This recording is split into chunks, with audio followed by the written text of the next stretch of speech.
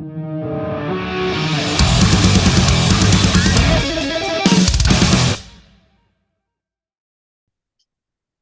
are you based? I'm on the Gold Coast in Australia, mate. Yeah, I know Australia, that I knew, but then I don't know exactly where. Okay, cool. Okay. Have you been? Hang on, let me just turn this up a little bit. Have you been to Australia before? No, I think we're gonna visit. First time we're gonna tour there. It's supposed to be April, so I'm waiting on a confirmation for that. But we're supposed to be there in April, right? Hey, that's cool, man. Are you guys Yeah. meant to be just coming by yourselves, or are you coming with another band, or or is it We tops? usually do everything by ourselves. So I know, our label is Australian, White Thing Records, That's right. and I think they are organizing it. So yeah, but I think we very rarely toured with another band actually. So There you go. I think there's not many bands that would be a fit. I think I think except Australian bands actually. that is kind of true. I was gonna say that. That's in my notes that you guys are very different from everything out there, and I think I'll get to that. I'll Yeah, yeah, get all to right, that. all right, And mate, it's good to have you on the show. Thanks for hanging out. great, great, happy to be here. The the $1 million question though, you asked me before where I am, but where are you, buddy?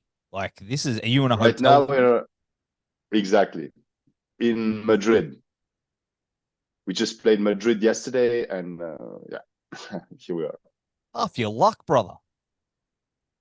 That's amazing.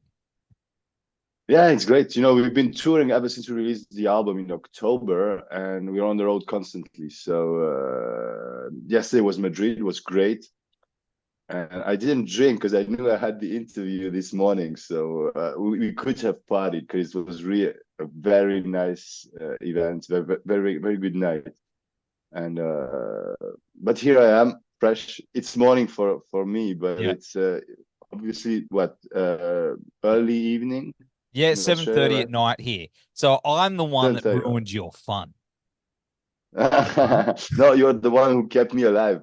I'll keep you alive. You don't know what happens. What stays on tour? Is that what goes on tour stays on tour? Is that the No, the truth is that we are very serious, yeah. because honestly, the thing is, at some point when you're in your 30s, you ask yourself the question, uh, why do I do this for? Is it for the rock and roll or is it for the music? And the answer was so clear. It was for the music, and I want to do this all my life. So you work your asses off. You travel. You sometimes try 5, 6 hours. You carry the gear. You do all that. It's a lot of work, and it's difficult. For that, okay, we play 2 hours a night, but for most bands, it's 1 hour on stage every night. And you want to ruin this by getting drunk before playing, or even or not being in full shape to give a good performance. And no, I don't think we want to do that. So we want to enjoy that moment, and that's why I think it's very important for us, especially with the tour schedule we have, to Mm. be in good shape. So we actually don't drink that much, maybe once a week, but mostly we have to drive ourselves. We do everything ourselves. So we have to be very serious. So I'm with you there, brother. Like whenever I play a yeah, show, look, I'll have one or two just to yeah, get loosened up a little bit. Then after that, it's usually hitting the waters because I've got to stand at the merch desk or I've got to like drive an hour home. You yeah. know what I mean? It's not there's no How hotel is rooms that? with TVs getting thrown out. Yeah, yeah, yeah, yeah. That's the old days, which I think, and also you have to learn from rock and roll history. Most guys, they died or they became very depressed. Mm-hmm. So I think when I grew up, I was like looking up there, oh, that's rock and roll. That's how it should be. And actually, that's not that fun if you think about it. And Yeah. it's not realistic also. And I think playing to a full room with 200 people and seeing the people, I don't honestly see playing a stadium what apart from the money, what more it will bring me personally or the audience. Having that proximity, seeing the people. Okay, it can be a bit bigger, but it wouldn't make me happier. So in the end, with time, I learned to change what the dream is. The dream was, when you look at your idols, you're like, if I don't make it that way, I will be I will have failed. But actually, the dream is just being able to do your own music. And actually, we have our own rehearsal, actually recording studio, so we can do whatever we want. We have something maybe that other bands that were very successful didn't have. We are completely independent. So yeah, I think nowadays a band has to change the mindset in general. 100%. 100%. No, I think about that a lot, man. Back in the day, people romanticize the party lifestyle of touring, but you get a little older, you're like, man, I just want gear that works. I just want to, play those shows. And as you said, see the people and interact. Because I swear, I've said it many times, if you could bottle that feeling, you'd make billions of dollars, man. If you could put that in a bottle, it's like the greatest thing in the world. You play a show, it's the best high you'll ever get. And I guess it's the worst come down because you get post. I don't know if you do. That's probably why you hit the road. The post gig blues are a real fucking thing. You know what I mean? You're like, oh. Yeah, and that's why we're always on tour, because that's also the sad thing is whenever we go home, I feel alone. Everything goes so fast on tour, and you get to meet so many people, and all these emotions very intense. Everything's very intense, and then you go home, you have no friends left because you've been on tour for months and months. So everything's very slow, and that's the post-tour trauma. That's it. And all of a sudden, and also you feel useless because when you're on tour, when you bring something to the people, and then when you're home, and actually you're like, okay, what is my life about again? I know the feeling, guys. Oh man, it sucks. Although, like, I've got a wife and kids and that should change everything. Stuff. So like I for me it's finding the balance between which is tricky being creative. Being a creative person, it can sometimes be the monster that takes over us a bit too much, and you gotta balance that reality. It's very addictive, as you know.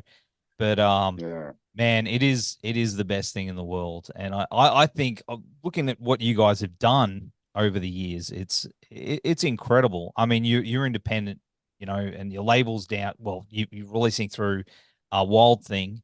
It just seems like over the last couple of years, you guys have been doing it for a long time, but over the last couple of years, you've got this traction happening, and it's hitting global now. I mean, how do you feel about that? I think I really love our journey because, many bands I look at, we had a very difficult time coming from Switzerland because no one's going to trust you. Even in Switzerland, they will trust foreign bands. You don't realize because you're from Australia, so you have the good logo next to your band name. Australia, UK, US. That's first tier. Then second tier is like Sweden. There's a few countries that are okay. And then I think we are tier 4 or 5, Switzerland, because nothing ever came out of Switzerland. I think worse than us could be like Italian or Czech Republic or, I don't know, Thai band. I don't know. But Swiss band, we had the experience. We experienced this several times. We toured, like, we were in France a few years ago and we played Paris, where we had played before and we had fans. But I remember an Australian band was playing. They were unknown. Even in Australia, they put them as headline, as us as support. And they were actually right, because a lot of people who came to the show, they came there because they felt like, oh, I've been to Australia and this is going to remind me of Australia. So we had our fans, but a lot of people came out because they were like, oh, Australia. And each time the guy said, well, back then when I was in Melbourne in 2021, Everybody was like, "Whoa!" They don't speak English in France, so they just heard Melbourne, and they were like, "Yeah." You could say anything. Yeah. So what I wanted to say, this is just little anecdotes, just for fun. But what I wanted to say is, I love our journey because it was difficult. No one trusted us, so we had it actually a proof of the purity of the music. Is we stayed together even without being any successful. And what we did, we knew how difficult it was to get out of Switzerland. So what we did, we were like, okay, we have to make something different than the others. So we locked ourselves in a rehearsal room for like 10 years, rehearsing every day, 4 or 5 hours. Pleasure for sure, but we also had always vision. And we were like, okay, we'll get there. Just we trusted ourselves. And then once we found our style or genre that now many describe as different, as you mentioned it before, we were like, okay, now we're ready, let's tour. Because again, in Switzerland, there's no scene. So we started touring, like, for example, the UK, playing anywhere, like toilets. If that's what they offered us, that's what we would play. Play for 0 people, then 2, then 5, then 10, doing it very seriously every night. And that's, to me, the poetry behind it, is that we kept doing it because we love it and we gave everything every night. And now that things are happening way better now, we actually appreciate every moment. And I think that if you're 20 years old and you are given everything, like some bands from the UK, you know, they release a good single, they get played by the BBC because that's their local radio. So they become global very fast. Even we know some of the bands that opened for us in the UK, not even known in the UK, they play festivals in Switzerland where we're not invited because they got the BBC logo or played by BBC. So the Swiss people, they're like, oh, this is in a festival. And these guys, they open for us in the UK and they'll get festivals which we wouldn't get in our own country. So we always have to prove everything twice as much. But these guys who play these festivals and they're 20 years old and everything is given to them and they play amazing shows.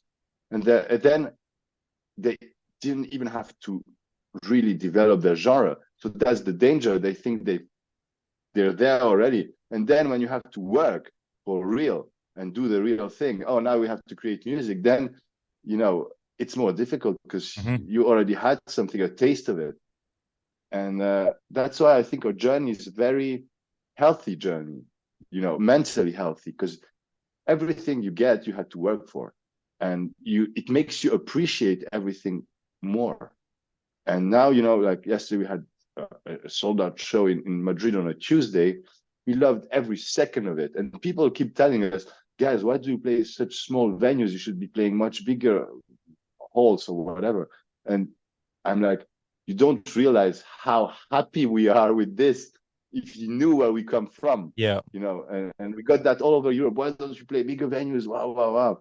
And we are like, yeah, thank you very much for the compliment. But we are like, you don't realize how, what a relief it is already, because this is the proof that all this time we weren't crazy. Because at some point you ask yourself, okay, we play every day, nothing's happening, we've been playing for years.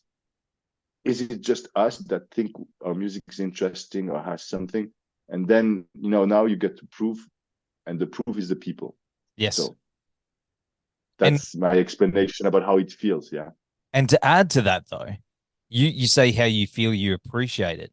There's the guys that in their 20s and they release that song, they have the instant success. They go bam, and then they're like, oh, well, this is it. You know, they get the tattoos on the face and they get the thing, and they just think this is my life forever. And then it all comes crashing down, and they have mental breakdowns because they just don't know how to cope with it. Yeah. to cope with it and go back to some normal life or anything, because they've just gone, this is it. They've just got their blinders on. They haven't taken the hard road and the steps. You know, as AC/DC once said, man, it's a long way to the top if you want to rock and roll. And it is very, very true. But I think AC/DC's way was still much shorter than ours. Yeah, and there was a lot more booze involved, I'm sure. But of course, I Yeah. mean, look, we're talking about your new album, Dreaming In Dystopia, and that came out last month, and it's been received really, really well globally. Um, you know, you're out there on the road. Are you getting heaps of people coming up with their copies and going, "Oh, hey, can you sign it?" and getting their photos and things like that, and hearing that feedback firsthand? It must be pretty cool. It's very cool. And I was a bit scared with this record because it's a different energy than what we've done before. Mm. We went different place. It's a bit quieter, and I was like, all right, the guys who want the high, some of the fans, of course. I think people who like Dirty Sound Magnet know that you have to expect the unexpected, but I still had some. I wasn't sure exactly how it would come through. I knew it was. I loved it, and we loved it, but how people were gonna take it, that I didn't know. And seeing the people who already know the songs, it's just been out a month, singing the choruses. I never thought we had music you can sing along, and actually, I don't know, people singing along to a progressive 10-minute track. I found it very, very cool. And yeah. We also released the other album, the previous one, DSM-3, just a year ago. Yep. So it's really, we are selling a lot of both. So and most of them at the shows. I think some people order, but because we're touring so much, they know that eventually they will be able to buy them from us and get them signed on the day of the show. And we're still very accessible. So we spend an hour if it's needed, signing, taking photos. Man, sometimes the Latin people, you need to do every combination. Like, there are 4 people. So now she wants a photo, then he wants a photo, then they want one together, then they want one only with me, one with the whole band. So it's crazy. Yeah. So That's awesome. it's funny. Yeah, it's kind of fun. I don't know. If I think about myself, would I want my album to be signed by my idol? I don't know. I think about the concept. What does it mean to have the signature of someone somewhere? Because I love music, Yes. obviously. Meeting someone I like would be something, but having the signature, this is telling something about human nature. I don't know what yet, but it's kind of interesting. Apart from the value of it, if you can sell it, but obviously that's not the case. But what does it exactly mean? I find it very fascinating, that it's something everywhere. Football stars, any sports stars, actors, musicians, that concept of having someone's signature and valuing it. Very interesting concept, I found. It is, and it's weird, and I'm one of those because I have a vinyl collect. I don't know. There's something to me. I was like, why do I do that? But I kind of like because I wouldn't resell it. I've recently got you know who Devin Townsend is? Explain it to me then. Explain it to me, I the don't feeling. know. I'm trying to figure it out myself, but it's something that like when I pull the record out, it's like maybe it's connected to a memory. I wouldn't buy a record signed and I wouldn't sell it, but there's something that it's like a stamp of approval. I don't even know. You've got me cooked. You've got me cornered here, mate. I don't know. I'm not saying it's wrong. I'm just, after I signing so know. many of them, sometimes I ask myself, what does it mean? What does that Yes. stamp, as you mentioned, what does it mean? But as you said, maybe it's an exchange also with the artist. It's a way of actually talking to the artist, because that's obviously what the artist does. So it's kind of a Yes. code. It's like clapping after a song. Yes. Right?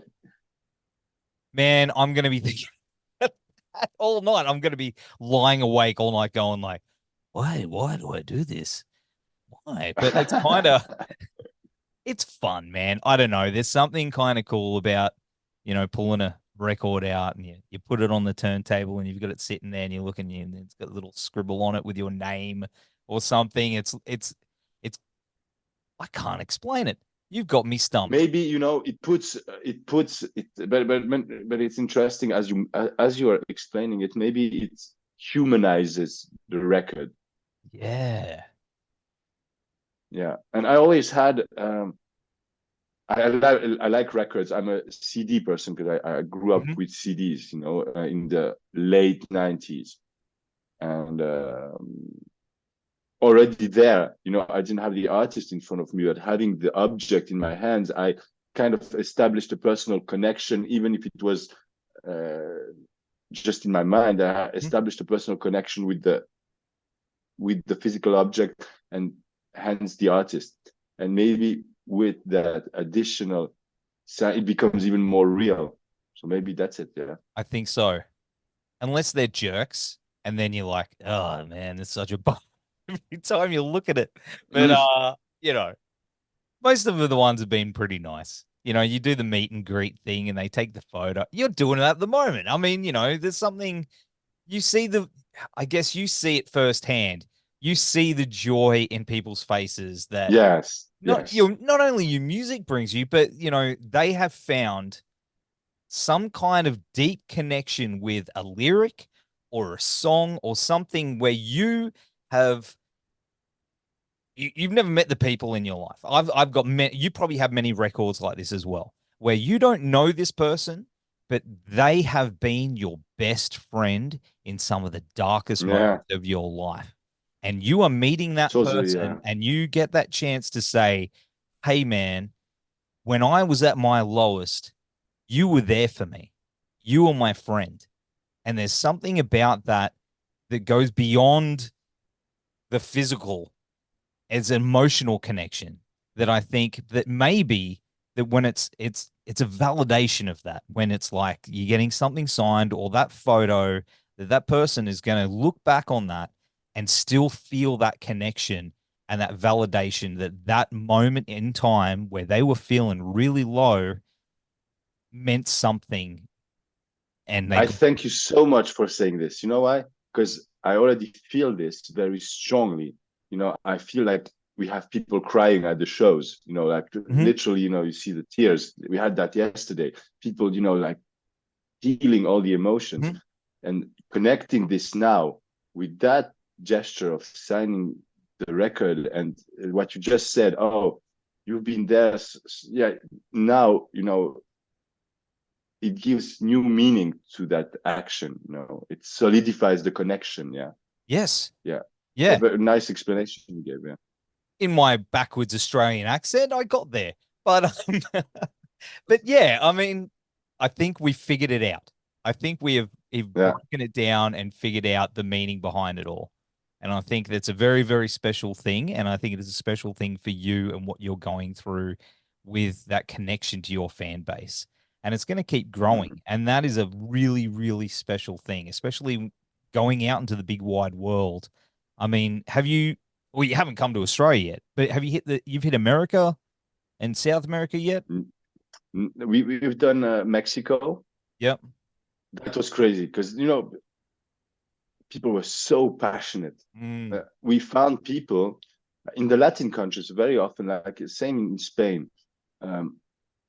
We found people that are as connected to music as we are. So it means to me, music was everything.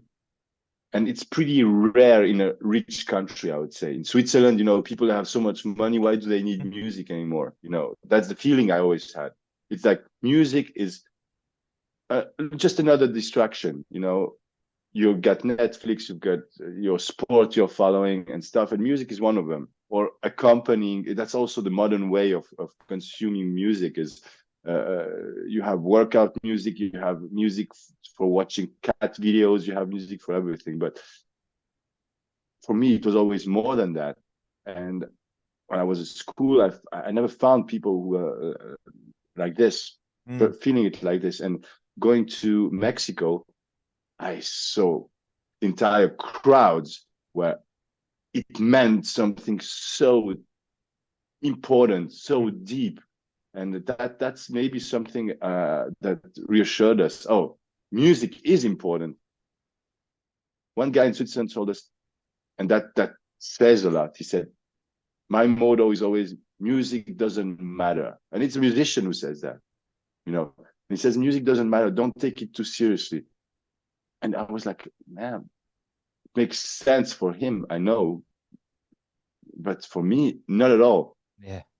And traveling and seeing that there are other people and parts of the world where music is very important. It's then it really justifies you touring. Mm-hmm. You're actually bringing something to people who need it. And yes, so I don't know how it is in the US. I heard there's also passion. We're going to play New York in February for the first time. It's going to be a small showcase festival. I don't know how it's in Australia. I'm thrilled to find out. But Europe, have you toured Europe? Have you been to Europe? No, I've never. You know what, man? I've played around Australia, but I haven't toured or anything, or even gone outside the country apart from a cruise ship on my honeymoon. I've never left the country. It's one of those things, man, where I And dream I about. haven't. It will happen one day if you want it. And My question: yep, what does it mean touring Australia?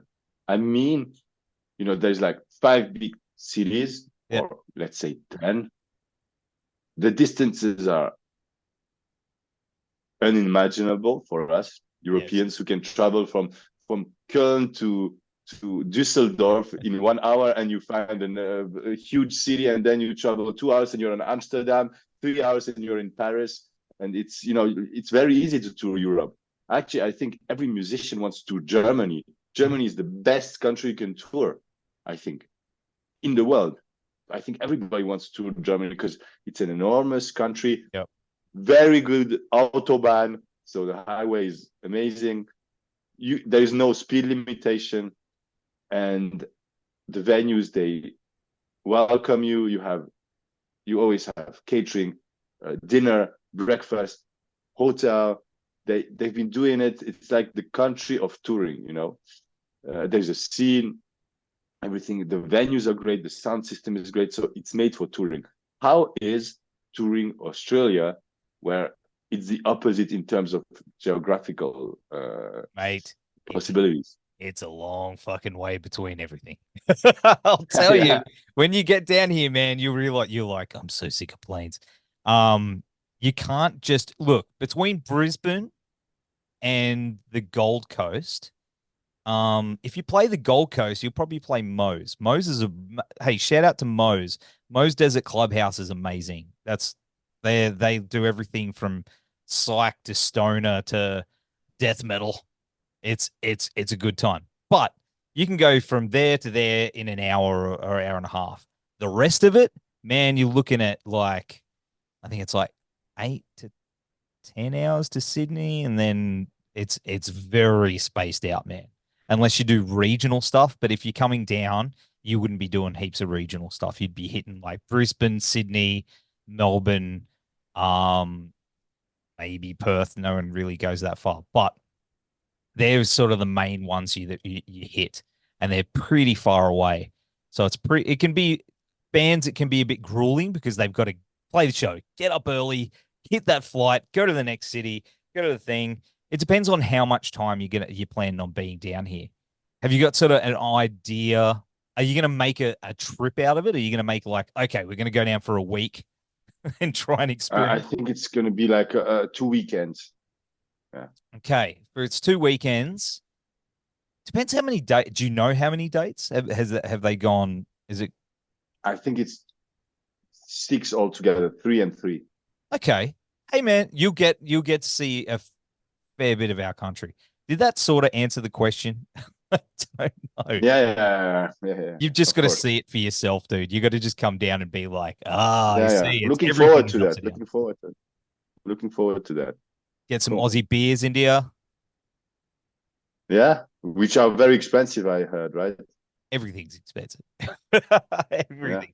But that's all right. Well, look, man, all you have to do. We are from Switzerland. We're from Switzerland. I'm not sure how more expensive you can be, but actually I think tobacco and stuff is way more expensive in Australia.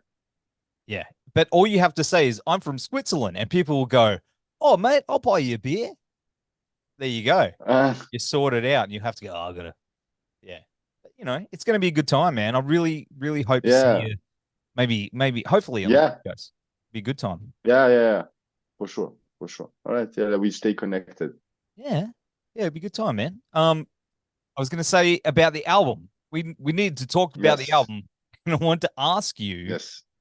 was obviously it is a different direction. It is a bit mellower. What sort of influenced that this time? It was just a very natural process. The pandemic has been a great time for us, yeah, musically and creatively. Before that, we were touring kind of aimlessly, around Europe, releasing albums and didn't know how to build a career consistently. So COVID kicked in. We recorded a live album, Live Alert. And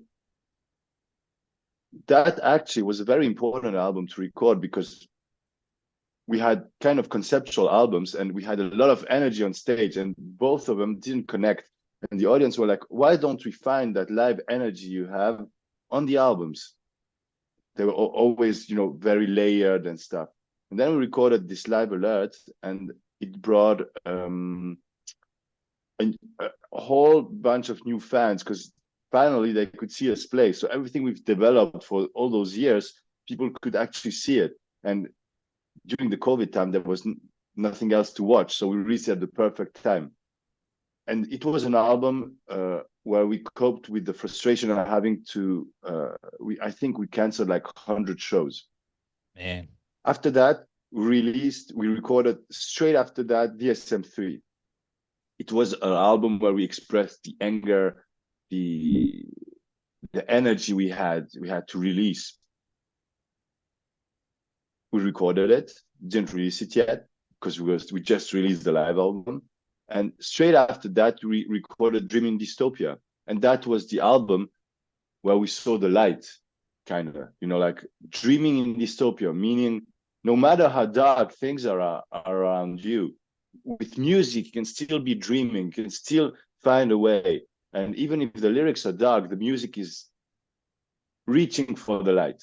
And I think, it's really this, it's a logical, the three albums are logical in the way they come one after the other.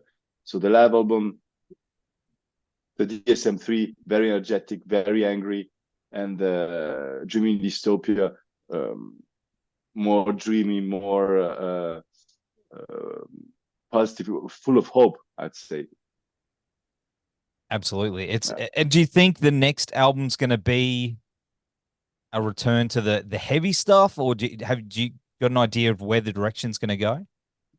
Well, actually, very logically, yes, because we are playing a lot on stage right now, and we have a lot of songs we're playing, playing the backstages, and we are playing very energetically. So logically, the next album we're already recording. Once we get a day off, we record when we can.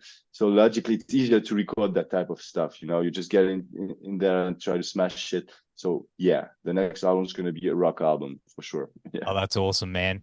Hey, but looks like Zoom's going to kick us off in a sec. Yeah. Despite the technical difficulties and the storm and whatever's going on. Brother, thank you so much for hanging out on the show. We'll have all the links down here and on the website. Cool. See you soon. Really nice getting to meet you. Hopefully we'll see each other in Australia when we come down there. Yeah, man. Let's do it. Let's have a beer.